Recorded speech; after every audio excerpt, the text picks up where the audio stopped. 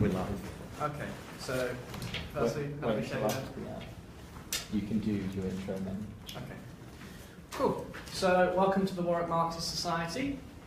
We do talks like this every Thursday, of course, at the same time. So if you're interested in attending further events, of course, please come again next week and the week after. So just before we start, I just want to explain the format so we all understand how this works. Darren's going to give a short talk on the topic of tonight, which is the political situation in France, the French presidential election, and the situation of France and the EU. So Dan will give this talk for a bit, he'll finish his talk, and then I'll open up the floor to questions and discussion. This doesn't always have to be directed at Dan as well, it can also be amongst yourselves. I must stress, don't be afraid to ask questions that aren't quite on topic, just like simple generic questions about Marxism and Marxist theory. Things like, what does Marx mean by the word capitalism? What is capital itself? Basic definitional questions, these are fine. We obviously want to enhance everyone's general understanding of the theory, as well as specific instances. So for now, that's all I have to say, so we'll just open up discussion for that. So, on Sunday, the French, European and world ruling classes breathed a massive sigh of relief because their man had won, and comfortably at that. And the rhetoric or the noises that were coming out of the mainstream media and even the left, to a certain extent, were those of relief and of jubilation, really, that the sensible centre ground can win. It's like they recovered their nerve. Like there was a clear mood of desperation and despair amongst the mainstream politicians, if you like, of the West at recent events, and this has sort of calmed their nerves a little bit. And what's more, the person who won, they like to say, managed to combine both being a centre ground politician, a mainstream politician, with also being a populist and an outsider, because obviously he's not from one of the main parties of French politics, actually from a brand new party. So they like to also claim the mantle of this sort of trendy new wave of populist politics, whilst also shining its actual content and actually just celebrating him for being completely sort of middle of the road mainstream politics. And also, especially from the left, you heard a lot of noises celebrating the apparent defeat of fascism in this election, with Le Pen obviously losing quite considerably. Now, I think everybody knows about this wave of populism, as they call it, which isn't a very good term. But anyway, you know what I'm talking about, which has swept through Britain in the case of Brexit and America with the election of Trump. This collapse of mainstream parties, or in the case of Trump, obviously, not literally the collapse of the party, but effectively, at least the collapse of the hierarchy of the party. Someone who was completely against the mainstream of the party and all of its leading figures. All of these have just sort of collapsed. All of the people who normally control things seem to have lost control. And that's really been taking place over the world. It's really caught the public imagination and has really dominated many of the stories in the press. And it is of paramount importance, this phenomenon, although it has to be understood correctly. But it is of paramount importance because it means that the ruling class across the Western world, the advanced capitalist nations, their ruling classes, have really found themselves unable to rule in the old way. They are exposed, they are discredited, they are seen as fake and as having no answers. And what's more, this has become a publicly understood fact. It's something that everybody knows, everybody else thinks, if you see what I mean. So it's an item of conversation. Once that happens, that really changes things. When it's widely recognised that this politics is not viable anymore.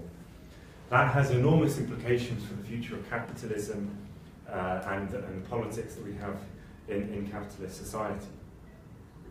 And of course, behind this lies the world crisis of capitalism. It's not just because people have grown tired of, or even mainly because people have grown tired of the sound bites and the sort of empty, lying, kind of faceless politics. There is an element of that to it. But more than that, it's the crisis of the capitalist system which these people are identified with. We've had 10 years basically of sustained crisis now with the weakest recovery on record. We have record debt levels across the world, and of course with that we had the financial crisis, but the debt is still there at record levels. We have record and growing inequality, and again, that's a subject of public discussion now. It's seen generally as a crisis and is recognised as one. We have low-wage jobs in the working poor. We have the spread of insecure jobs, temporary jobs, zero-hour contracts, the so-called gig economy. We have the growth of rust belts. All over pretty much every single advanced capitalist country, you have a significant rust belt, in other words, deindustrialization and mass unemployment. And of course, austerity. We've had this for at least 10 years now. In a sense, you could actually take it all the way back to the late 1970s, but really in a concentrated form in the last 10 years. That's obviously behind this discrediting of those politicians who represent that system. And Holland, who was the previous president who's just finished his term now, he actually also won, to a certain extent, won against that, although he is very much a mainstream politician, obviously part of the Socialist Party, one of the two main parties. But nevertheless, he did actually win his election campaign against this austerity and this crisis. He promised he would tax the rich massively, and also he would boost growth and not the sort of austerity binge that Germany was taking the EU down. And he also celebrated his hatred for bankers, saying something along the lines of the world of finance is my enemy, or something like that. The trouble is, he reneged on all of those promises and really continued business as usual. In fact, he ramped up austerity in France, or really began austerity, which hadn't really started in a serious manner before then. And he hated bankers so much that he made a leading banker his economy minister, who went on to impose a labour law onto French society, which attacks workers, basically made it easier to sack workers in the interests, obviously, of the capitalists, the business owners. And this man, of course, is Emmanuel Macron, who is now the president of France, who we'll come on to in a moment. But Hollande was hated for doing this. Was seen as a traitor, was seen as a sellout, and basically having no principles and being very weak, basically caving into pressure. And as a result has become pretty much the most unpopular president in France's history, and didn't even bother to stand for this round, which is, I think, unprecedented for a second term, that is. And this actually shouldn't surprise us as Marxists, because reformism betrays. Reformism is, if you like, that wing of the workers' movement, which bases itself on capitalism, which thinks that you have to reform capitalism moderately in the interests of the working class. And as such, it depends on capitalism. It has to manage capitalism. It has to work within its parameters. And therefore, it always tends to betray, especially when you have an economic crisis, because there's less room for reform. There's less money to go around for welfare, etc. And that is the reason, obviously, that he reneged on all of these promises. He basically betrayed his supporters. And as a result, the French Socialist Party is totally wrecked now and may well even cease to exist, although you can never rule a comeback out.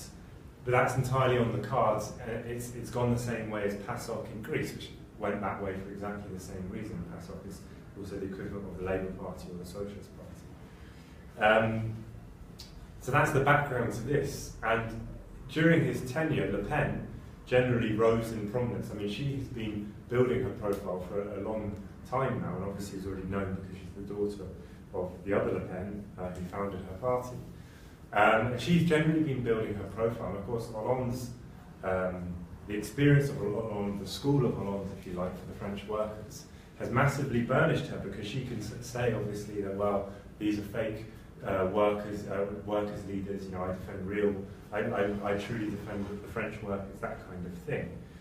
And so her support has risen significantly, although, of course, she didn't win, and the vote that she actually got in the election was a little bit less than really was expected, and she was comfortably beaten. So from the outside, it does look, and it can be spun as a big victory for alleged progressives, because someone, a fresh new politician, very young, 39, an outsider, new party, cruises to victory against a horrible racist or even a fascist, as they said. And as I said, many on the left have called Le Pen a fascist, and have said this is ultimately a victory for the left or for the workers, because it means the defeat of fascism. And they did indeed call for a vote for Macron. Many of the left, much of the left did anyway. And now they are celebrating this. I think we have to have a slightly longer view of history, which is what Marxism really is all about. We don't just, satisfy ourselves with these incredibly short-term, short-sighted perspective on politics where we just get caught up in the moment of some temporary victory, if it even is a victory.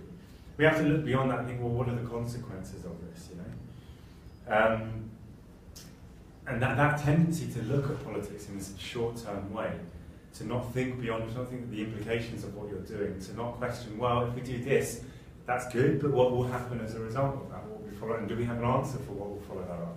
That really reflects capitalist society in general, which is, in general, characterised by anarchy, chaos and short-sightedness in the economy as well as in politics. We obviously are different to that because we're Marxists. We look at the overall process over a sustained period of time. But what is Le Pen? And is this a victory because it's a defeat of fascism? Well, I would say, first of all, Le Pen is not a fascist.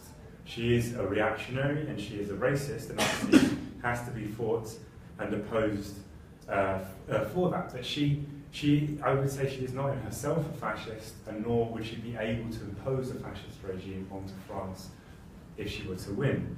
In fact, if she were to win, she'd probably be more or less powerless because the French Assembly can really hem in the powers of the president, and she wouldn't win a majority in the Assembly.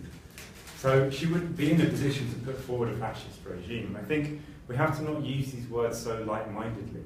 This isn't to say that she's okay and we don't oppose it. We have to understand what she is and what the causes of her success are in order to defeat her.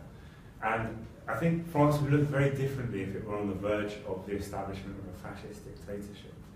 Fascism, in the case of Germany and Italy, which is the classic examples of fascism, these were mass movements of thugs, basically, who middle class and unemployed thugs, basically, who despised the labour movement, who despised socialism, and would go up in their thousands and millions and smash up workers' meetings and obviously intimidate Jews or other ethnic minorities as well.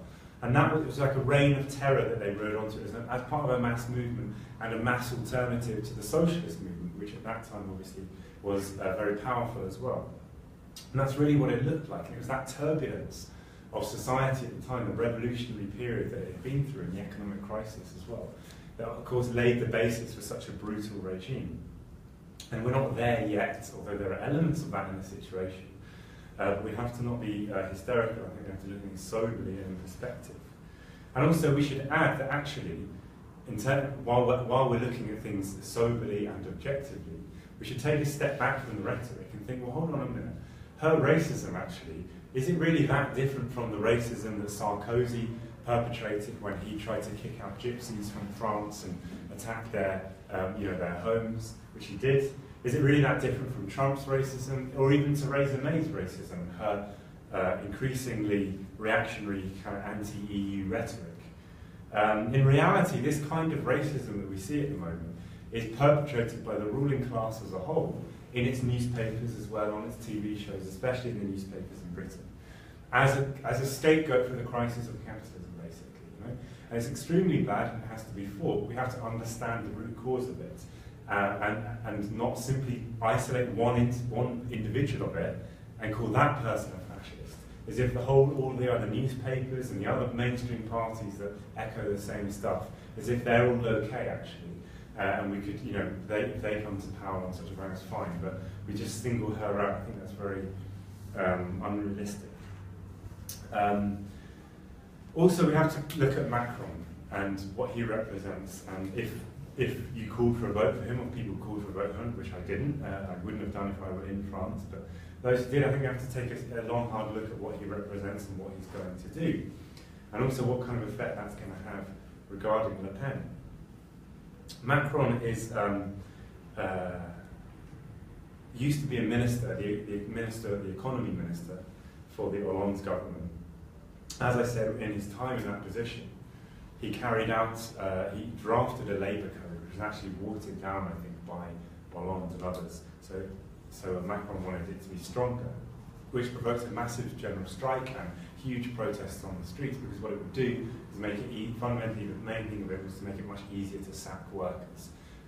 Basically so that French employers, French businesses could get rid of staff more easily and therefore cut their costs at the expense of the workers. That was essentially its aim. And he actually left the Hollande government because he was unsatisfied at how it was soft peddling on these measures. He wanted a harder attack, basically, on the trade unions and the working class.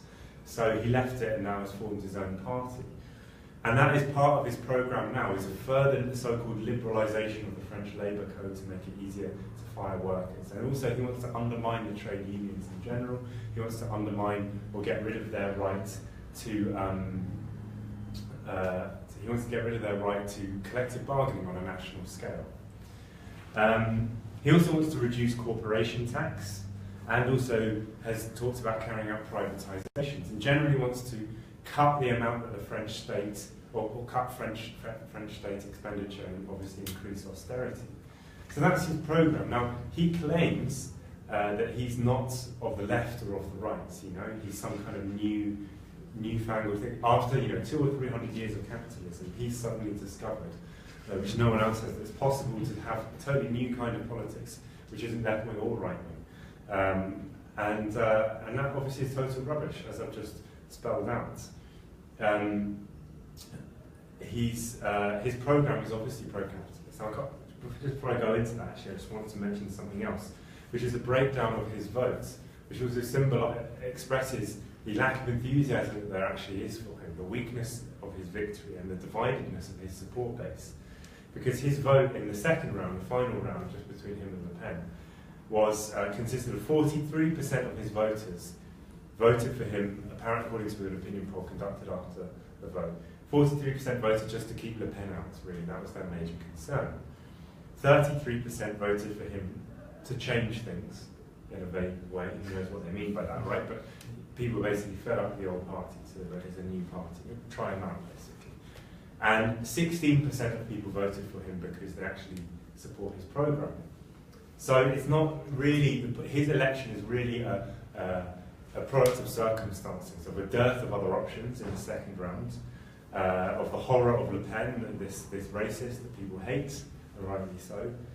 And really, the fact that he doesn't even really talk up his programme very much. He is one of those soundbitey politicians who talks very vaguely. In fact, Le Pen quite famously called him out in one of her debates with him, where she said to him, "You've been speaking for 10 minutes, and you have said absolutely nothing in that time. I have no idea what you mean, because it's just vague, basically, nice words, like inspiring words that are totally abstract." And that's really the reason that his support base is like this.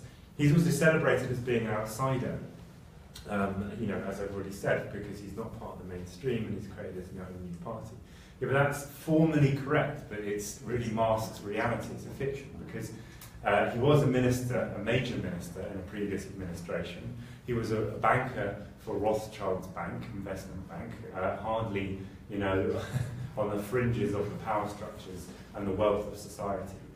And also his party is only a year old, and it's very impressive in a sense, but really it's been backed from the very beginning by a key section of the French ruling class. It's been given front page news coverage, glowing reports in the mainstream media, on the TV all the time, generally promoted as a respectable and a viable candidate, seen as a serious option for France. That's how he's been presented. So that's really a bit of a fiction.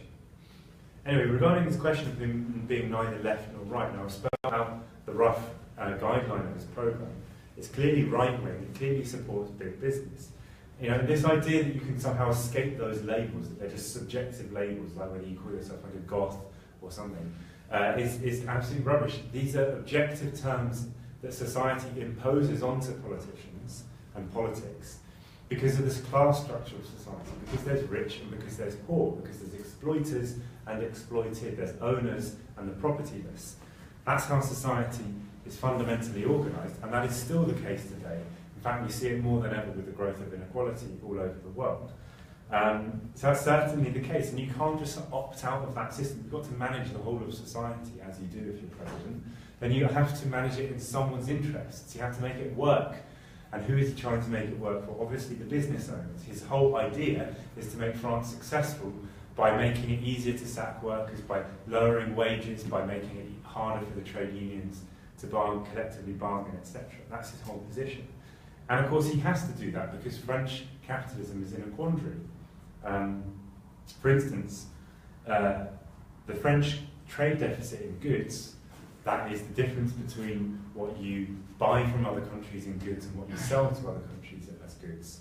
That was in deficit of 2.1% last year, whereas in the year 2000 it was only in deficit by 0.6%. So there's been a significant growth in the yearly deficit, right, which creates a pressure on the economy, and if France had its own currency, it would devalue that currency. Its share in world manufacturing exports over the same period of time has fallen from being 5.1% of the world manufactured exports to being 3.1%. And it has actually lost more market share in the world economy than any other advanced capitalist country besides the UK. Obviously, Britain has fallen even further. But France generally is doing quite poorly, and particularly as compared with Germany, its great competitor and the most comparable country to France, apart from possibly Britain, really is fallen far behind Germany in the last few years, whereas in about the year 2000, they were roughly level pegging. And the reason for this, there's a general problem that all Western countries face, which is of course the rise of countries like China, who are out-competing them. But France has fallen particularly far because of the cost of wages, right? Wages in France are high. It's a high wage economy. And it's also a high debt economy. French debt is 96, French national debt, the state debt, is 96% of GDP, whereas the UK's is 89 and Germany's is 71. So France has a massive and growing problem with its national debt. So when you look at it from this point of view, Macron's task, obviously he's not in favour of abolishing capitalism, his task must be to drive down wages, to make it harder for workers to strike against austerity, or to strike for higher wages, or to strike against being sacked. That's basically fundamentally his task. His task is dictated by the capitalist system, which in France is in crisis. And this is really summed up by one incident that happened in the campaign, in the second round of the campaign, just the other day, at a Whirlpool factory, you know, the company that make like hobs and ovens and utilities like that. This factory was in Amiens, which is his hometown, and he paid a visit there because the factory's been closed down. Now this is interesting because it shows that although fundamentally he has the same politics as Hollande, he's much harder and more determined and much more of an open, defender of capitalism, if you like, because this factory closing down in his hometown, he didn't ignore it. He actually went right to that factory and had a meeting with the trade union leaders and literally basically just said to them, yeah, your jobs are going to go, and I'm not going to do anything about it. So in that sense, he's very honest, although he pretends he's not right-wing, he's a very honest defender of capitalism. Basically he said, look, we can't stop jobs going to more competitive other countries. The jobs are being closed to go to Poland, by the way, where they're opening a factory, because the wages are lower. And he said, basically, there's nothing I can do about this. And of course, that means that the kind of workers in this place are highly susceptible to the politics of Le Pen. In fact, he was jeered at this meeting when he spoke. And The Economist has quoted a trade unionist in the factory called Jean Santerre, who said the following. He said, "We do not expect anything from him. He is a continuation of Hollande. We will vote for Le Pen because she will protect jobs by closing the borders." Of course, that's entirely wrong, but you can see the sort of confused class consciousness there. We need to protect our jobs against these business owners who don't give a toss about France and will move their the jobs to other countries. We need a president who's against that. Now, of course, it's a fiction, but you can see how it works.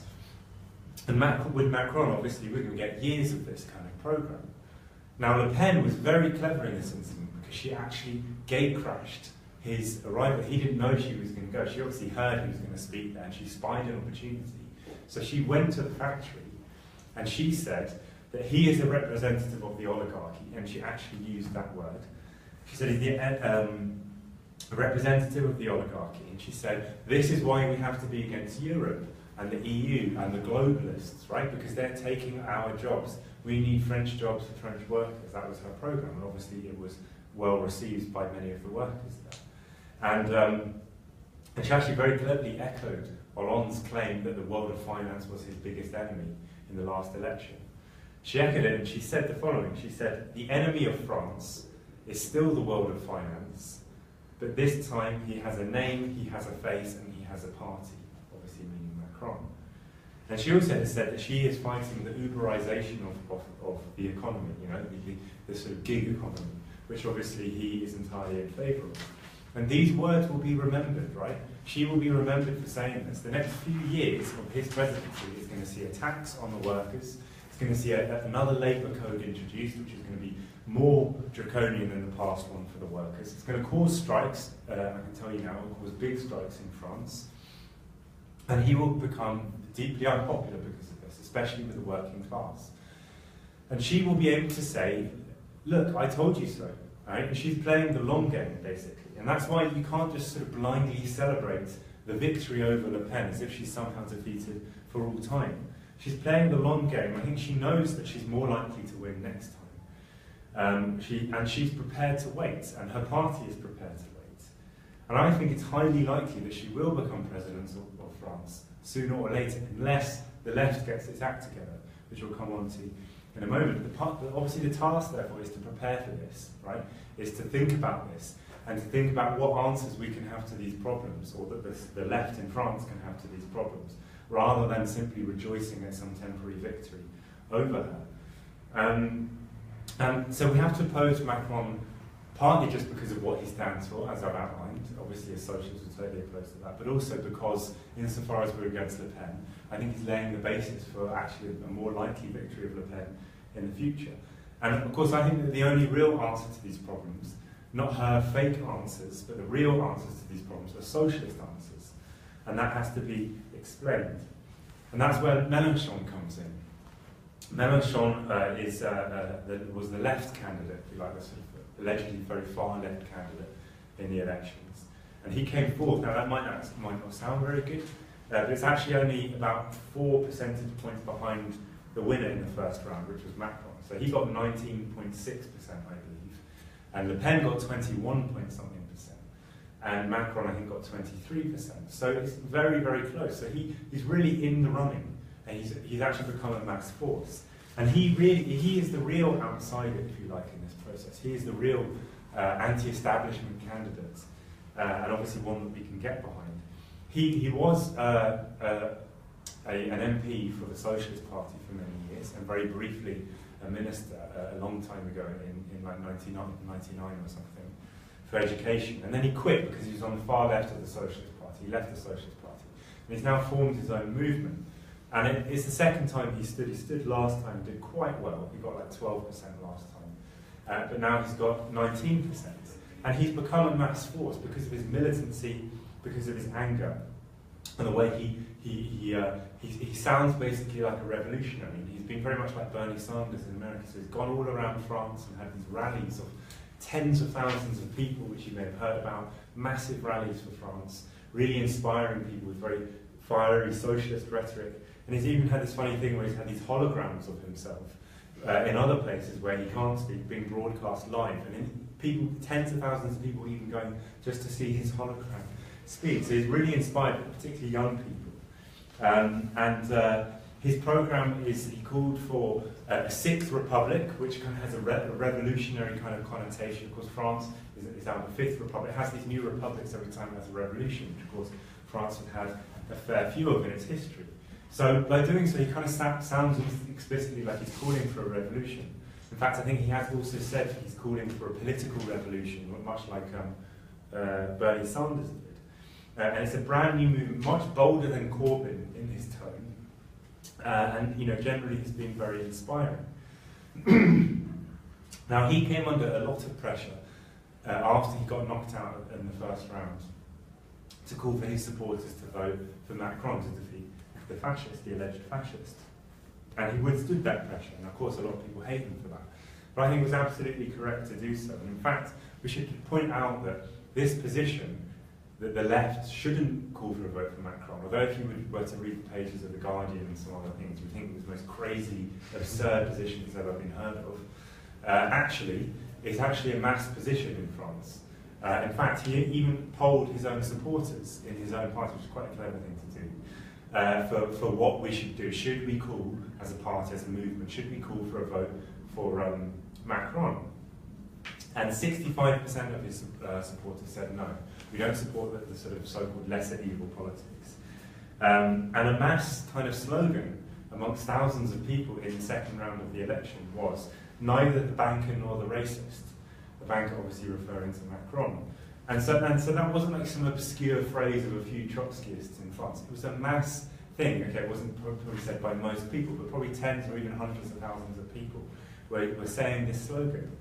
And it's also reflected in the abstentions and spoiled ballots. So it was the highest, in the second round that is, the highest number of abstentions, i.e. the lowest proportion of registered voters actually voting, since 1969, in the immediate aftermath of the revolution of 1968.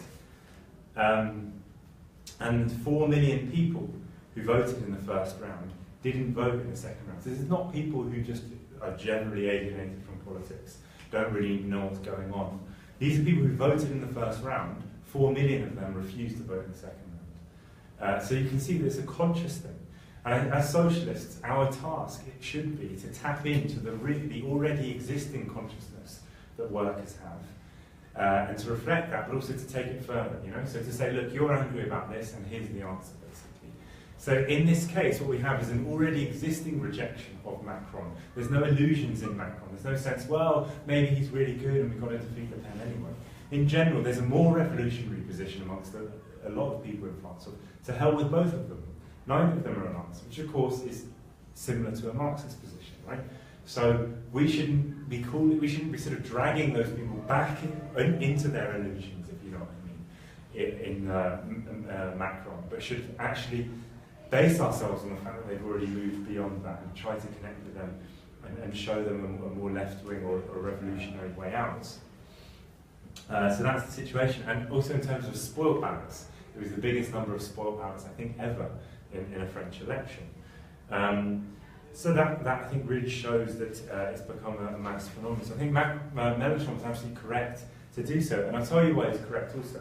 Because already Le Pen is trying to connect with this tendency for people to call for a vote for Macron against it. As I said, 45% of his own, 43% of his own votes came from people who voted for him purely to keep Le Pen out. Right? So there's a lot of people with that view. And actually, the Socialist Party and the Les Républicains, which is about the equivalent of the Tories, is a mainstream conservative party, called for a vote for Macron in the second round, right? So there was already, apart from Melenchon, obviously, the other parties did say, yes, we will support this other candidate. And what she said about that was the following. She said, the political formations, in other words, the Socialist Party and the Republicans, that took responsibility for electing Macron have discredited themselves and lost all legitimacy as an alternative. As I said, she's going to be sitting there. She's a highly recognised figure. In fact, she's actually internationally famous. She's been gradually building herself up with a consistent and clear argument, obviously a false argument, but it's clear and easy to understand, for a long period of time. And she's going to hammer away at that as Macron attacks workers, as Macron privatises all the rest of it. She's going to hammer away at that. And if Melenchon had said, vote for Macron, in the next presidential election, she could say to his supporters, who are largely workers and youth, she could say, yeah, he says he's in favour of the workers, but he's not, because he said, vote for this guy. You should vote for me, I'm the real candidate of the French workers, right? That's what she will say. And that would say in such a way, and that would actually make it much harder for Melenchon to defeat her, which should be the aim, I think, in the next presidential election. And so as a result, I think by not doing that, he's made it much easier to win over her own supporters. Many of her supporters are not really racists, right? They probably have some racist prejudices. But they're not out and out racists. They're confused workers who've been told consistently by the media that foreigners are taking your jobs, and they don't see any socialist alternative. The Socialist Party has basically ceased to be a socialist party, as has the Communist Party, which also, by the way, called for a vote for Macron in the second round. So, you know, that's what's happened. The task is to win those workers away from reactionary politics by giving them a socialist explanation for their problems and socialist answers. That's the way to win them away from racist politics. And he's made that much more easy by not calling for a vote for Macron and by opposing Macron. Now, the task going forward, I think, has to be for his party to constitute itself as a proper party. At the moment, it's a very new organisation. It's called Rebellious France, that's the translation of it, and it's new and it's vague. It needs proper internal structures. It needs to be a party for the working class, right? So that it's not just like a kind of once every 5 years or 6 years, however often it is in France that you elect the president, kind of, fan club for Melenchon. It needs to be a serious organisation that can win elections locally and parliamentary elections consistently, so that it can have activists in all the workplaces, so that it can help organising the trade unions, can perhaps organise a general strike against Macron's labour laws, that kind of thing. It needs to have a consistent presence up and down society with a consistent socialist argument. And for that, its own members need to be infused, and they need to be given control over their own organisation. They need to be able to be elected to responsible positions, and they need to be able to move motions to its conferences and things like that. And therefore it needs to constitute itself as a proper party. I think that's the key task, is to harness this energy of Melenchon's enormous campaign into a consistent party. And of course the first thing that must do then is to fight in the upcoming parliamentary elections, which we have in June or July. Now these elections are decisive because if Macron's party does very well, then of course he can push through all of his labour reforms. If in fact his party, which is a very new party and potentially very weak, if it does badly, and if Melenchon's party does very well, then it can oppose his laws, and it can oppose various other things, like it can hem him in basically in various ways, because of the way the French system works. Obviously his aim is going to be to attack the workers, so he has to be forward. So the task has to be to organise for these elections, and to fight on a socialist programme, and to make the case consistently over the next few years for a socialist answer to the problems of society, not for a racist one, not for a xenophobic or any kind of prejudices like that, but for the real answer to the problems of capitalist society. And to no longer be ashamed of socialism, to take it back, to reclaim the mantle of socialism and of left politics. There never was any other alternative to capitalism. It's always that we return to, as in Britain with the election of Corbyn. It's always the same class politics against injustice, for economic equality, for workers' control. Those kinds of politics, and we can discuss in more detail what a socialist programme really is in the discussion. That is the real alternative to the problems of French society and elsewhere, and that has to be everywhere. We have to openly reclaim the mantle of those ideas, not be ashamed of them, and consistently argue for them, and build up our forces so that in the future we can win elections.